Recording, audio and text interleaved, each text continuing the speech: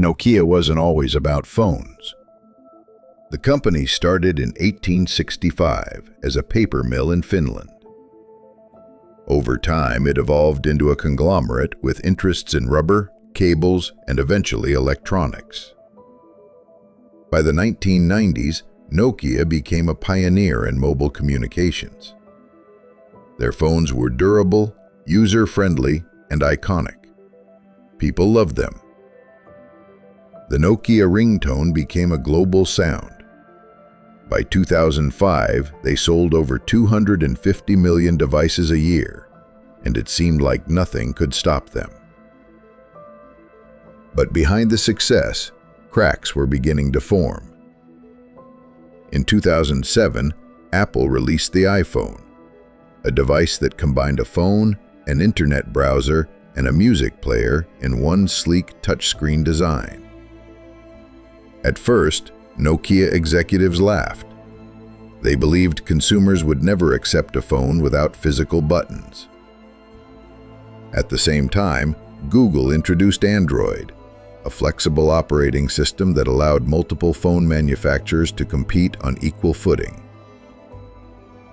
While companies like Samsung and HTC quickly adopted Android, Nokia dismissed it, insisting on their aging Symbian OS.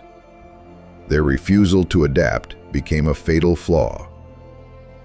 Symbian had been revolutionary in the early 2000s, but by 2008 it was outdated. It was slow, fragmented, and difficult for developers to build apps on. Meanwhile, Apple's App Store and Android market were exploding with new applications, creating entire ecosystems that kept users loyal. Nokia tried to update Symbian, but it was like patching an old boat with duct tape. By the time they realized the danger, it was too late. Inside Nokia, innovation was stifled. Engineers warned that Symbian was falling behind, but executives refused to listen. The corporate culture became bureaucratic and risk-averse.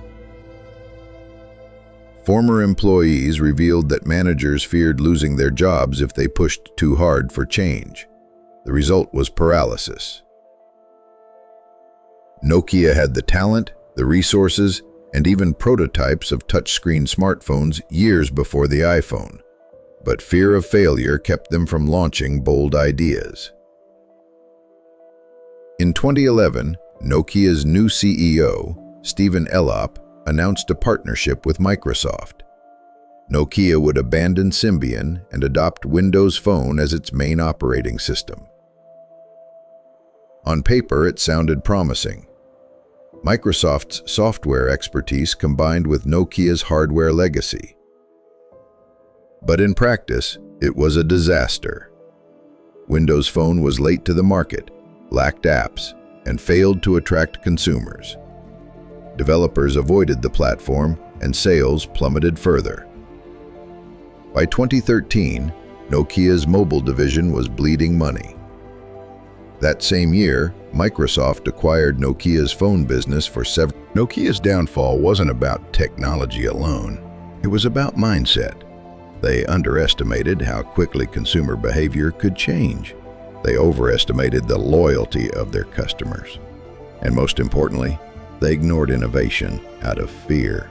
While Apple and Google embraced ecosystems, apps, and user experience, Nokia clung to old models. Their arrogance and hesitation turned success into tragedy. Today, Nokia still exists, but it's no longer a major player in mobile phones.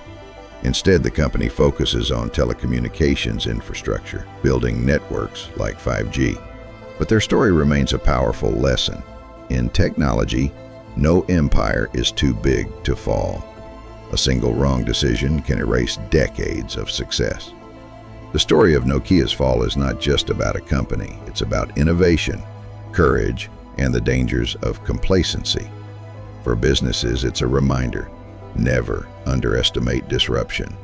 For consumers, it's a lesson in how quickly the world can change. Nokia's rejection of smartphones is often called one of the greatest mistakes in business history, a $300 billion mistake. And it all started with a simple belief: people will never give up physical buttons.